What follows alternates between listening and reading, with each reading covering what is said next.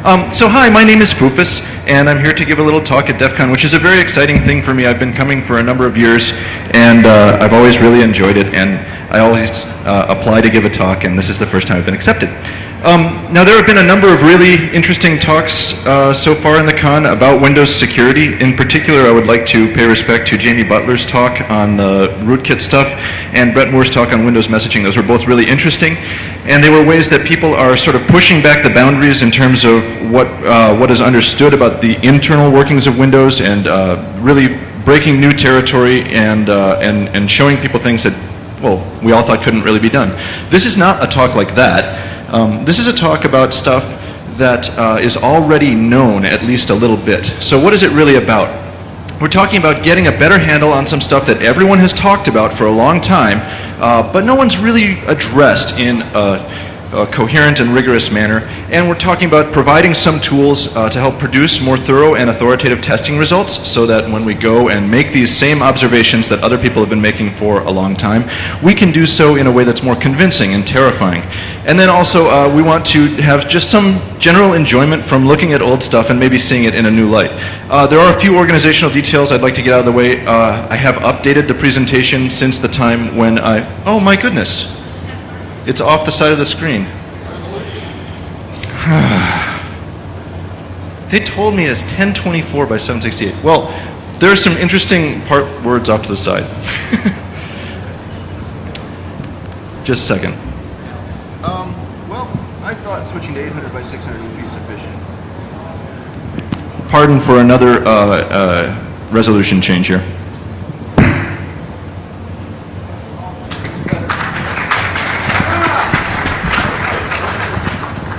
Come up here.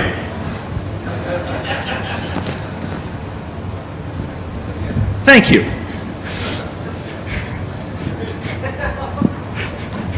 All right.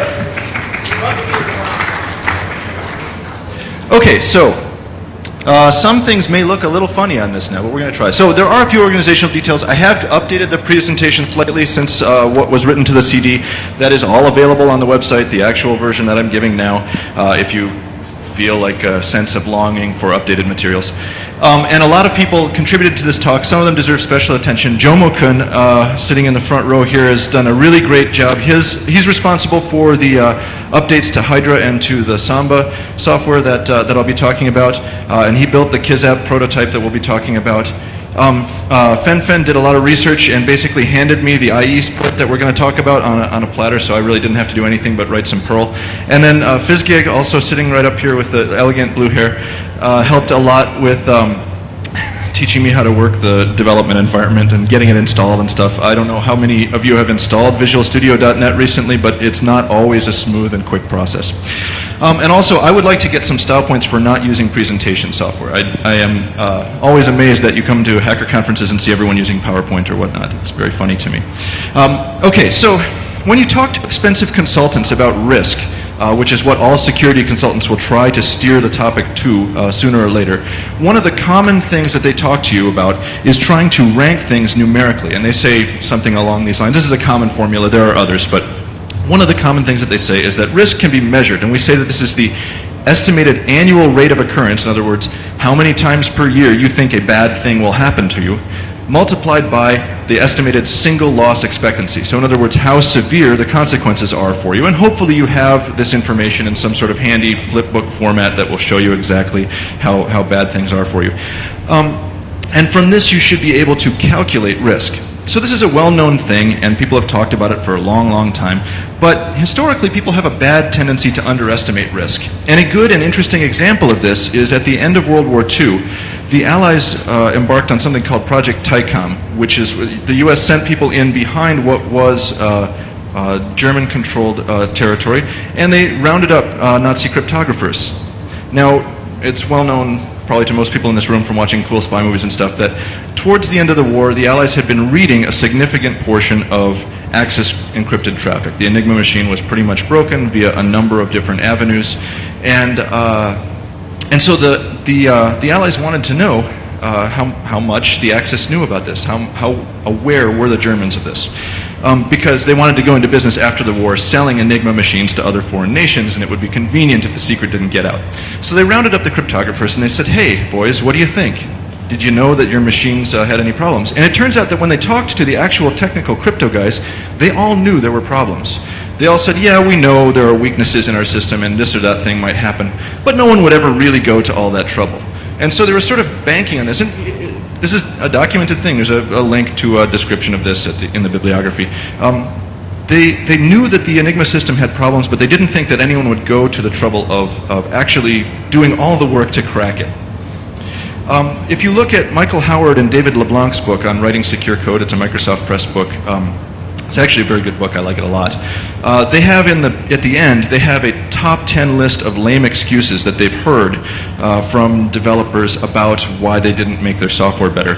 And the two of the ones that I wanted to cite today were, no one will do that, and also, why would anyone do that? This is a very funny sort of lazy wrapper around the idea of security by obscurity. Security by obscurity is the mistaken belief that by hiding stuff, you can actually control that annual rate of occurrence for your bad security events. That's what security by obscurity is all about. And of course, the moment that the secret is out, you can have the annual rate of occurrence skyrocket. So, last year, I don't remember exactly when, I think summertime, there was a document published and a prominent security philosopher, thinker, was let go from his job. And never mind the fact that the place that he was let go from has a long history of letting people go. This is just sort of more interesting because it made headlines. One thing that people talked about was the fact that corporate partnerships were going to start having really chilling effects on security research, and this was a bad thing. And then another thing, the one thesis of the article was that there was an analogy between operating system monocultures and monocultures in biological systems. And so if you had creatures that all had a same genetic defect, when a virus came that exploited that defect, they would all be wiped out. And this is why we have genetic diversity in nature. And so the theory was that maybe the same thing could be said of operating systems in large environments. If you have a bazillion systems and they all have the exact same security flaw, when somebody figures out how to do something with that flaw, all bazillion of them have troubles. So that in itself is a persuasive point. It doesn't necessarily prove that this is worth deploying multiple flawed operating systems in your environment, but it's an interesting thing to think about. So there was a lot of discussion about that too. And I, kind of let it go. That was interesting at the time, and I forgot about it. And then I went on vacation, and I read The Cuckoo's Egg, which is a kind of classic of computer security writing. And I had never read it before, and I was trying to catch up on my hacker trivia because I lost in the last round of Hacker Jeopardy last year to Kevin Mitnick's team, and I was very bitter about that. And so I thought, I read this, and in it there was a really fascinating quote, which is reprinted lovingly in your conference programs if you were to look at the blurb for my speech. And he talks specifically about the Morris Internet Worm, which was, of course, a fascinating topic to me since that was the very question on the basis of which I had lost in Final Jeopardy at Hack. And he talks about that very issue, and he talks about how that worm was a problem if you were running Berkeley Unix, but if you were running AT&T Unix, it was really not such a big deal for you. And so he's making the analogy right back then. He says, oh, it's just like viruses in nature. This was a book that came out in 1989 and spent 4 months on the New York Times bestseller list. So what was the big idea when someone else just repeated that same idea? Why were people so upset when that same idea just got repeated in recent times? Well, here's my theory. It's sort of like the old Loft Heavy Industries website, making the theoretical practical. This idea had been around for a while. Everybody had absorbed it, but it had never been said by a real live security professional in a trade journal that people read. Well, not in a trade journal, but in a publication that people would read. And it suddenly got a lot more scary when it was said in that atmosphere. And that was kind of interesting to me. So I thought, wow, how can I get in on this action? What kind of old, crappy ideas can I dig up and make interesting? So we're going to address a few specific topics. One is discovery of trust relationships between Windows hosts. And when I say trust relationships, I'll define this a little bit later, but I'm just talking about if you hack one host, you basically inherit ownership of the one next door. taking advantage of those trust relationships without the tedium of cracking passwords, just being able to exploit that in a happy and quick way, having fun with wireless interfaces that are perhaps a little too promiscuous or friendly with you, and then tinkering with poorly configured web browsers. And everybody already knows that these are problem areas. It should not come as a surprise to anyone in this room that there have recently been security discussions regarding each of these points. And we also know that if you were so blessed as to apply what the consultants tell us are best practices across your network, that you would fix 90 or even more % of these problems. But in general, like the Nazi cryptographers at the end of World War II, people tend to kid themselves by thinking that they've taken care of these problems in some shortcut way, or by thinking that the problems won't really affect them. And why is that? Because there isn't really an easy way to demonstrate these risks. So that's what I hope to provide today, is a way of talking about these things in a more easily demonstrable manner. So I want to talk briefly about what I consider to be security equivalent hosts. These are hosts which have something in common with each other, such that if you have compromised one, you've effectively compromised the other. You don't really have to do any work to have control or access to the other. So this is a situation in which the security of a community of hosts becomes equivalent to the security of the least common denominator. In other words, the weakest link is the one that will get us in. A classic example of this, I did some consulting for an insurance company a number of years back, and their crown jewels were on an MVS system. That's where they did all of their real processing, and that was really interesting. But MVS is a reasonably mature model with sort of good security, and it's not like MVS O-Day gets out there very often. So they did a nice thing, though, because their users hated to have to remember passwords. They would synchronize passwords between their Windows domain and their MVS host, so that when you logged into Windows, you didn't have to think of a whole nother password when you wanted to get on to do your claims processing or whatnot. So this meant that if you could own the Windows domain, you owned major portions of MVS. That's security equivalence in action. The Windows domain in those days was actually a relatively porous thing, and you could get in when you wanted. And that meant you could impersonate important corporate office mainframe. All right, so the dominant causes of this problem are lax policies or inconsistently, hey, that's better, isn't it, when I take my hand away? Inconsistently applied standards or shared passwords between platforms. Those are the dominant causes of these problems. All right, so when you go and look particularly at Windows networking for this symptom, there is a variety of, it's just sort of a mishmash of tools out there, and they all take input in a slightly different way, and they all give you output in a slightly different way. There are lots of little tools from different sources, so that, just like global and local from the NT Resource Kit, or enum from the fine folks over at Razer, at BindView. They all, want things, sometimes you put 2 backslashes in front of the host name, sometimes you don't. They all give you just different kinds of output. And they don't even necessarily work real consistently, like on Active Directory systems nowadays. Some of these will puke out and not give you complete results, and that's, well, it's frustrating when you're trying to get complete results. So we would like something that gives us a single format for input and output so that we can be consistent about this. We would like it to be a simple command line executable so that it's easily wrapped by something like Perl. And we would like it to give our output in a way that's easily imported into things like a spreadsheet or a database or whatever other reporting tool we have, so that we can give charts of how many of your hosts suck or how many of them have bad, this bad problem. And a consistent user interface so that when you're scripting it in Perl, if you've done it once, you can do it all the time. So this is really not aimed for the small environment where it's feasible to do this work by hand, and you don't care that the output is funny and you have to munch it a little by hand. It's really not that much. And it's not really aimed at the really well-maintained large environment either, because the results should be the same no matter what you're looking at there. This is aimed at the large disorderly environment, which is something that we encounter in our daily lives very often. Things with different generations of systems out there. They've had a few different rollouts of software and so forth, and we want to extract information from them. So I have begun work, and it's included for you on the CD, on the Opportunistic Windows Networking Reporter, which is a nice little utility, a command line utility, and it's a pretty simple thing The base executable is just a stub. All it knows how to do is load a certain kind of library and call it. And so we have OWNR module files, .omf files, and these just accept commands and run them. So that's just a DLL that exports a single function, and the function is called go. And we provide a handful of them to you on your CD, and these do a few things for you. They'll report the attributes of a user account, all the information that we can get from a user account, report the membership of groups on a single host.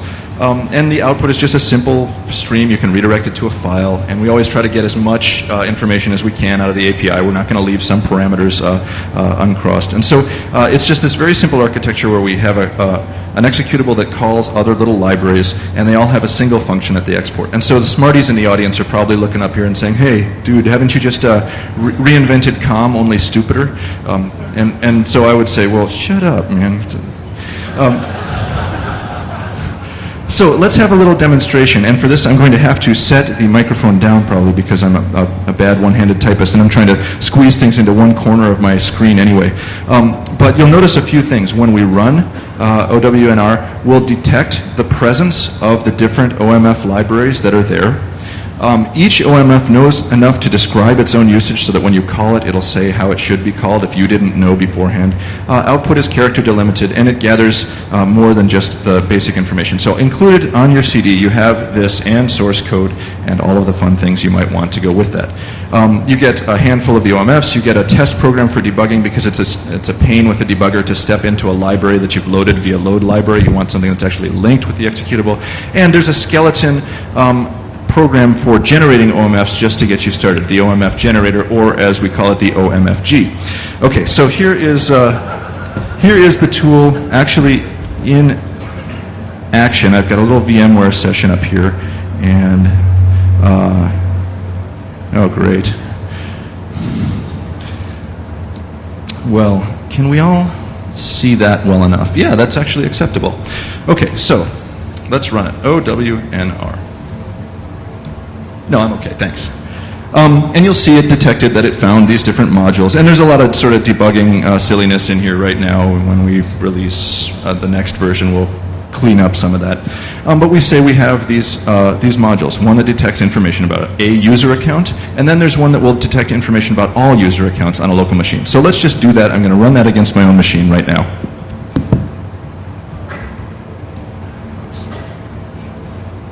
Then you specify the module that you want to run and where you want to run it.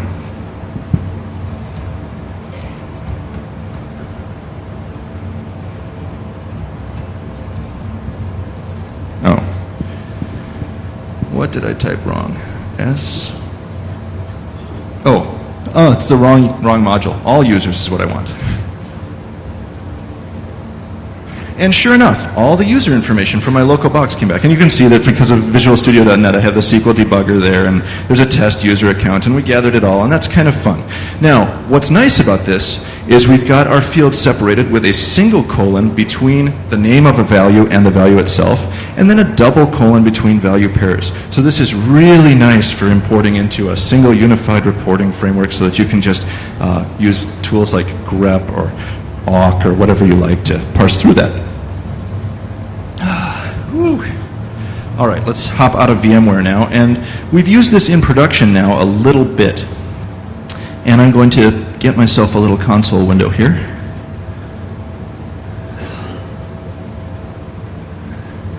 And get that over onto the screen. And I'll be right back.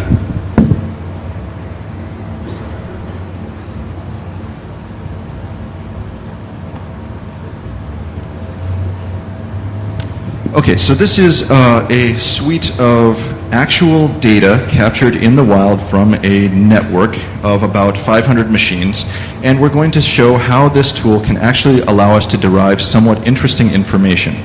I actually am going to grab this up. Thank you, KK.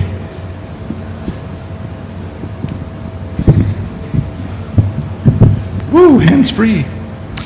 Okay, so I have scrubbed this data so that you can't tell who it is, I hope.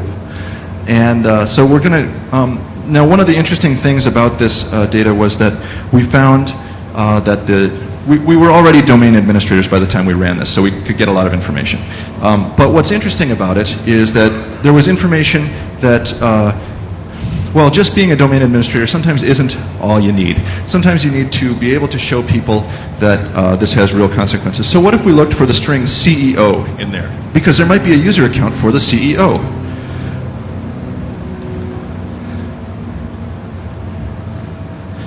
Oh, sure enough, there is. That's interesting. Now, I have scrubbed the CEO's name, and he is just now user 160.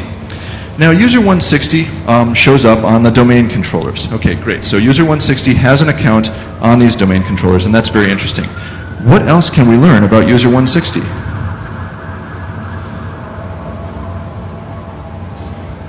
So this is just, the simplest possible query. And we don't have enough screen real estate to have it all on there. But what's interesting is here is a machine that's not a domain controller, and the local administrators group contains user 160.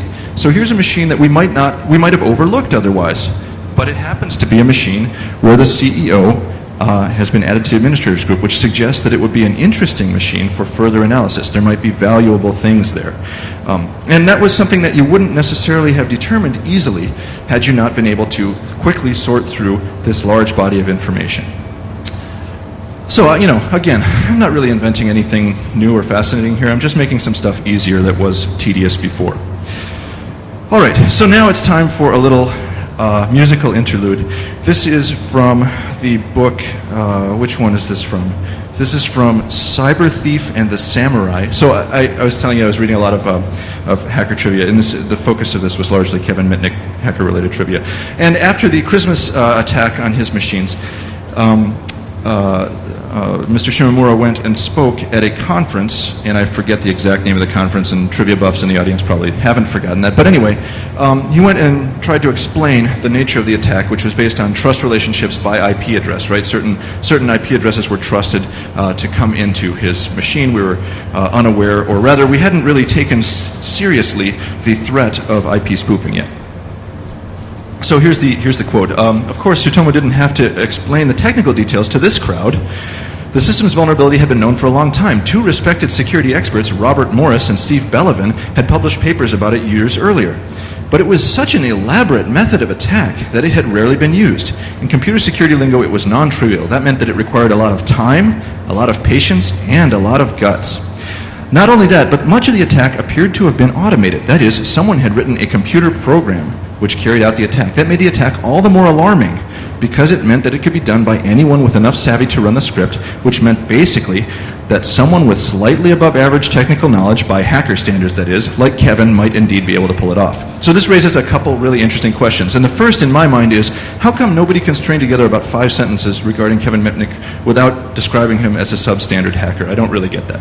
But anyway, what is also interesting here is that this is a known vulnerability, known by smarties in the industry, and yet it was mostly overlooked because no one thought people would go to the trouble of figuring it out and actually making it usable. So, if you want to write your own OMFs to determine interesting facts of your own interest, here's how you do it. You must export at least one function.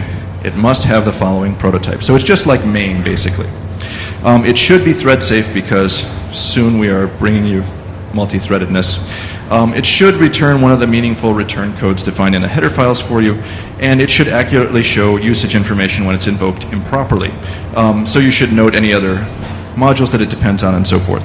If you do those things, and you make yourself an OMF, then it is free for everyone to share. You don't need to do any complicated installation or uninstallation. OWNR just detects the OMF when it is in the same directory. There's no conflicts with other versions or anything like that, and each one can call others that are present in a happy way because they all export things exactly the same way. So if you want to reuse some of that code, go right ahead. And hopefully this will be interesting. So the idea of this is to give us the ability to sort output nicely, and I've shown a little bit about how that might be used. You can use the tools of your choice and support your audience in a user-friendly reporting manner. So our goal is to try to provide more authoritative answers to questions like, well, if we have access to an account on one machine, where else might that be helpful? Or what percentage of machines have non-standard accounts or non-standard password policies? Or if we have control of this one machine, what other ones are, available to us?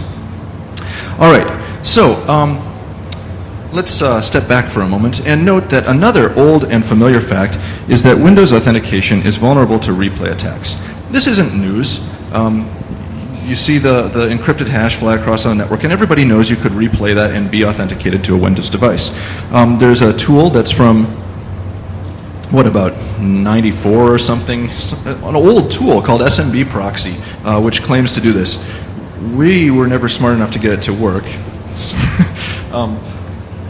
But it really would be nice to have that. And so it's been historically kind of inconvenient to take advantage of this fact. And so people, because it's been inconvenient to take advantage of that, people have underestimated the risk of compromise to local administrator accounts. And I really wish I had been able to attend the previous talk on locking down workstations, because this is exactly what I'm interested in. So wouldn't it be nice to quickly check to see if a given password hash is reused elsewhere on the network? And wouldn't it also be nice, in the event that it is reused and you do find it to be successful someplace, to be able to mount file systems over there or to schedule commands and run them? Why, yes, I think it would. So, and here is where Jomo-kun's contribution comes in. If you are familiar with Hydra, the fantastic password Swiss Army knife tool from THC, you are already familiar with many of the things that this does, and Jomo-kun has added enhancements to it to do many things. Look for Cisco enable passwords and so forth, just grind on them. Concurrent password guessing on multiple Windows hosts is what's interesting about this. And I say multi-threading, and he corrected me. It's actually using fork. It's not really threads. So, but multiple concurrent attacks on Windows machines. Lots of tools don't have this built in. Most Windows password grinders are going to go after one machine with a dictionary and an account list, because only one session at a time is possible between two hosts. But we could have multiple sessions if we just targeted them at different hosts. So now you can quickly check to see whether credentials are shared in a large Windows environment. And you can also rapidly lock out accounts this way, so be gentle. So you could take a password hash table like pwdump output and give that as input to this new Hydra thing that he's got. And so without cracking passwords, you can tell whether they are good on other boxes. Just without having to decrypt them, without having to run John or shell out for loft crack or whatever, you can just do this nice and fast, find out if the password database that you've captured gives you access to anything else. Now, getting this to work for you may be a bit of a challenge. THC has a tendency to release outputs that break the stuff that Jomo-kun has contributed. They acknowledge that his contribution is in the source tree, but then the next generation of code somehow, walks all over whatever he did. So there are patches that work, but you may not be able to run the bleeding edge version of the code, and this is where you should go to get them. Again, that link is also on your CD, etc. And work is underway on a more elegant design that actually uses threads and is built from the ground up to do this task right, and someday that will be available. Okay, so we've now been able to tell whether a password hash is reused someplace else on the network, and that's pretty fun. So theoretically, armed with this knowledge, we should be able to mount a remote file system without having to know that cracked password. And we should be able to schedule tasks remotely without knowing that cracked password. And again, this is all available for your enjoyment thanks to Jomo-kun. We've got patches to Samba 3, which are good for mounting remote file systems, and also to Samba TNG. And Samba TNG is the one that we like for scheduling remote commands. It's a little flaky for some other things, but it's good stuff. Again, taking pwdump output and using that for authentication to remote hosts. So what is the point of this again? Now that I've been rambling for a little while. Note that I am not telling you about anything you don't already know. The technical vulnerability is a well-known one and has been for some time. We haven't invented any new techniques either. Everyone has told us for a long time that you can replay the same data across the network and get results. All we're doing is making this a little bit more easy and accessible and maybe scary. So for instance, having seen this, is there anyone here who thinks it's still a good idea to have a local administrator account with the same password on every workstation? Okay. Yeah, that guy, okay. And everybody knows that it's a good idea to minimize the number of local accounts, right? Because local accounts, there's always going to be one with the username the same as the password, or without a password on it. Somebody's always going to screw that up. So everyone knows that it's a good idea to minimize local accounts usage. And this is why, because with local account access to a machine, I might be able to get other things, shared with the domain and so forth. So the expensive consultants have been telling people for a long time, move towards a Kerberized environment, harden your workstations, use an Active Directory design that compartmentalizes privileges. Now there's maybe a little bit more motivation. How many of you have heard that from an expensive consultant? How many of you have been the expensive consultant and have been ignored? Much greater response. Okay, good. All right, so that was some fun with Windows credentials.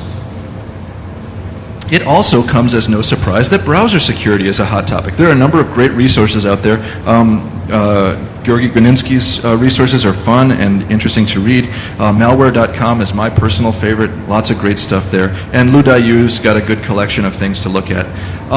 But so far, most browser attacks have been what the defense people that I talk to call disorganized threats. They're a menace. They can do bad things to you, but they're not really targeted at specific individuals. They're usually targeted towards a victim community, which includes everyone who has this version of the browser or everyone who is vulnerable. We're not really looking at a specific victim in mind and saying, well, we're going to go after this person or this organization with a browser exploit. Does that mean we don't need to worry about it because it would be hard to do? Not necessarily. So, and this is FenFen's contribution, and this is another little program that's available in the BZ file on your CD. The malware.com website has a write-up of what they call the malicious shortcut self-executing HTML vulnerability, which FenFen laid on my desk one morning and said, hey, look at this. So it's pretty interesting, and I'll spend a couple seconds on how it works. We write a web page that initializes an ActiveX control called shell.application. Now that's a one that everybody has, but most people have it. We don't allow that to be initialized. We use shell.application to copy a shortcut file, and the malware.com proof of concept code uses the shortcut to paint.exe because they figure everyone's going to have paint on their start menu. So we're going to copy that shortcut file, but we're going to alter the target of that shortcut to an HTA file that's housed elsewhere on a server that we own, okay? And we're going to launch MSHTA to download and interpret the code in the HTA file that we've got on our evil server. So the HTA file, when it finally gets downloaded and executed, has little VB script that writes the contents of an executable image to the hard disk and then loads and executes that image. So it's multiple steps to get there. So it sure would be nice if we could change that proof of concept HTA to include whatever executable we wanted. So here's a way to do that. Take the executable of your choice and put it in a directory with these files that I've given you. There's a top and a bottom. These are just wrappers for your executable. And then you run this little script, hexify, which generates a middle file, and then you cat those three together. You can send an attachment to your intended victim, and that attachment contains a form that submits itself to your web server. So in other words, it automatically submits itself to your web server. The submission will force the vulnerable web client to download an HTML file that does the shell.application ActiveX trick. If the browser there is an unwary one, it will download and execute the script in phase 2, which now includes the executable that you have put in there. And so the executable also will, or I'm sorry, the phase 2, phase 1.html is nice too because it actually redirects the user to the website of your choice. So they may not even really have realized that they visited this hostile site. It redirects them someplace good. This is a trick stolen from Sverre Husby's book on writing secure code called Innocent Code, which is a fantastic book. I recommend it. It's really great. So that's all good and fun. And we've included, the sample that we've included is one that we have tried out in production also. It just, it's a stupid little program that does a couple of things. It calls get computer name and get username, and then it issues a get to foofus.net with those as parameters. So it's like get whatever, question mark, my username is, my computer name is. So it doesn't really do anything that bad. And properly configured browsers should not allow the initialization of that ActiveX control. And even up-to-date antivirus should catch that file, because antivirus vendors are getting wary to this sort of thing now. And sure enough, our company's antivirus will catch that. And I mean, we're not an antivirus vendor, but the one that we have installed on our desktops will catch that and say, oh, bad stuff came over the web, help. So we sent this out to some people. Did we get any results? Well, we found a couple of things. The first was that a lot of antivirus didn't block things before they got executed. It would detect them and say that this was a bad thing, but it was already too late by the time it got detected. And the second thing was, it wasn't out-of-date configurations that we found that were vulnerable. Can anyone guess who we found was vulnerable to this attack? Yeah, you did it, so you're not eligible. Software developers were vulnerable. Software developers who write ActiveX controls in particular, because they turn off their browser protection because they don't want to have to digitally sign everything every time they hit the build key to test their work. So they're unwary and they are vulnerable to this. So once again, there's nothing really new here. It's not a breakthrough technical achievement. You can try it out though. You can give people that very same file if you want to have them if you want to send me information about your friends, it'll still point to my website. But you can do other things with it and test and stuff. It's nothing really new here. It's been difficult in the past, though, to get information about whose browsers are vulnerable. This is a way to gather some of that information. We can now sort of send out emails to our user base, and by reading the email, their browsers will report back to us whether or not they're vulnerable to this particular hack. That's kind of a nice thing. And it underscores how crucial administration of software on the desktop can be. It's not just enough to lock down the operating system and set good policies and so forth. You also have to worry about the programs that are running in the operating system. So fans of previous presentations from me will remember these slides, and someone in the front row raises a hand. Now, this graphic is ridiculously outsized for the screen on which I must present it, and I apologize for that. But when we think about our network, one traditional view is to think about the internal network and it just sort of barely touches up against the outside network at the firewall. That's the point where, that's our point of ingress and egress, and that's where we're going to enforce policy about what kind of traffic can come through. And so this is one of my favorite points to harp on, and so I will indulge myself a little bit. Nowadays, we're getting used to the idea of some hosts being outdoors. VPNs have allowed us to have some hosts that we treat as internal, but they're secretly outside, and evil packets can land on them. We may protect them in different ways and so forth, but we're getting used to the idea of some internal hosts out in the outside world. And wireless networking makes this even more, oh my goodness, this is very funny formatting. Wireless networking makes this even more interesting because conceivably there are sort of migratory hosts that come and go from our internal networks. We have people, whether they're contractors who come in and have to attach to our wired network to do work, or maybe they are employees who take their laptops home, they have a wireless network at home, and they come back in and maybe they haven't turned off that networking card. Or sometimes there's just equipment you didn't even realize had a wireless interface. Almost everything is shipping right now with some sort of card in it. If you buy a new laptop, it's very rare to find ones without that. And so we sometimes find ourselves with pockets of the outside world popping up behind our firewall on the internal network. So there's even been a mention of this in the mainstream press. In Internet Week about 2 weeks ago, there was a discussion of the possibility of insecure wireless access at the Democratic National Convention. And they specifically talked about possibly seeing wireless cards in laptops that were attached to the wired network there, and possibly attacking those cards and using that as a vector of ingress into the wired network. Now, that's pretty interesting. I mean, it's not a brand new idea, but it's pretty interesting to see it popping up in a regular, human-readable publication, which is really the first mention of it that I've seen outside of pretty technical trade discussions, and kind of inspiring. And I thought it was especially interesting that they didn't really bother to explain it. They just sort of took it for granted that people would understand what this was, and they mentioned it. And there's a link to that story in the bibliography as well if you want to go read it.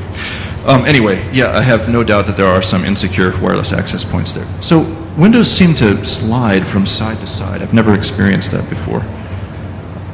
Apologize for that. La, la, la. Okay, so tools are becoming available for attacking or playing with some of these beaconing interfaces. Hotspotter is one. Hotspotter is sort of custom tailored to the XP client because XP loves to jabber. And we have one that we're tinkering with a little bit called KizApp. Actually, we built it a long time ago. Joe Mokun did, and it's sort of lain dormant for a while because we haven't had the need to work on it. But we're using the Net Kismet Perl module, and it consists of a couple different things. We're going to take our laptop and we're going to have 2 wireless cards in it, not just one. One is for listening. We're going to run Kismet to listen, and we've patched IW event so that we're sending things to standard error instead of standard out. It's a little easier to look at. And we've written kizapp.pl to watch for probes for networks.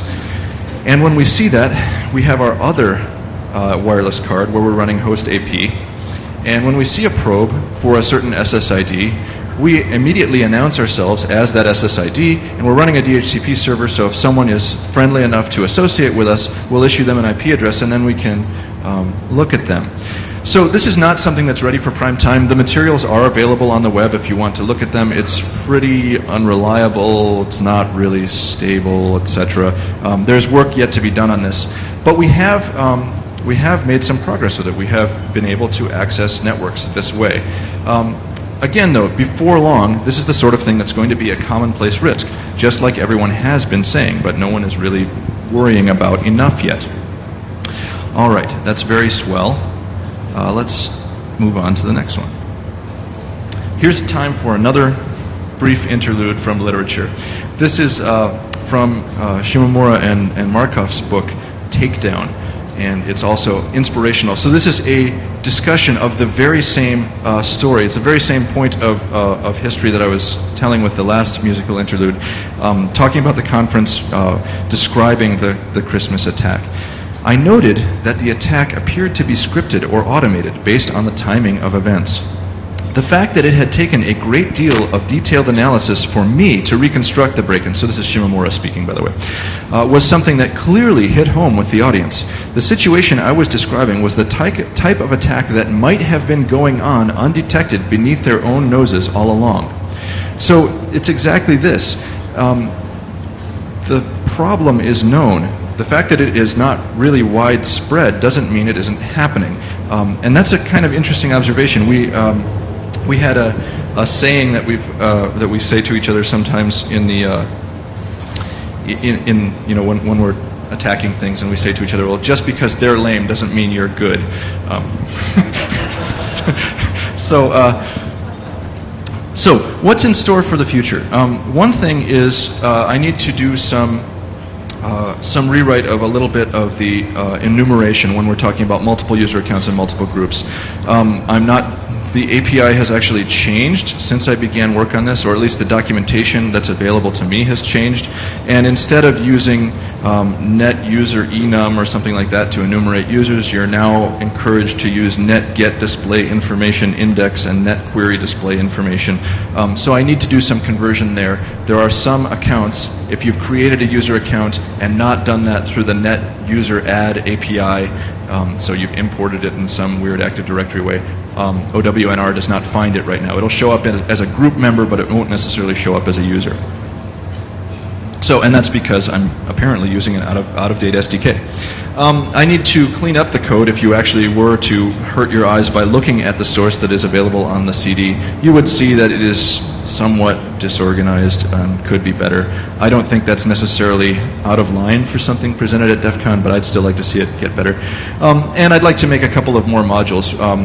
Getting more complete server information, not just user and group information. Doing some careful password grinding, so instead of the brute force Hydra approach where we just blast out passwords at the maximum possible speed, let's look, because Windows will tell us how many invalid password guesses are left, and let's not lock out accounts. Let's do this in a gentle way. And then going after more than one host at a time would also be very nice, just in the interest of speed, because it's a pain watching things time out. And maybe giving some better options for handling output. Right now, you should be able to, I don't right now give you the option of specifying the delimiting character of your choice. I should, that would be better. Things like that, just the niceties. But the basic functionality is there right now. So what are my conclusions? And I'm running a little bit ahead of schedule because we actually started a little bit early despite all of my troubles with getting my laptop to talk to the projector. So the first thing is there's still fun to be had with some old ideas. Sometimes when we look at these familiar ideas, they might take on a new meaning or become sort of more intensely interesting as we play with them in more detail. And a lot of times there have been good concepts introduced, but no one has really taken them to the point at which they become truly, at their logical conclusion and useful on an everyday basis. And then also, the world still has this tendency to coast. If you can't demonstrate something to people, it might as well not be real. And so real demonstrations are the way that we're going to try to produce actual results and get people to take notice of the things that we're talking about. And then the other thing that we want to do is encourage people to make more informed or better informed decisions about the cost of a fix versus the cost of the problem. So that original little formula that I showed you of talking about multiplying the annual rate of occurrence by the single loss expectancy, nobody right now has a good handle on how to calculate those things. And this doesn't solve the problem, but hopefully will at least get people to be more rigorous with their estimations of annual rate of occurrence. So with that, I've been through the material that I came intending to show. I would thank you very much for your time. It's been a real pleasure, but I also would invite any questions that people might have. Sunday at DEF CON. All right, thank you.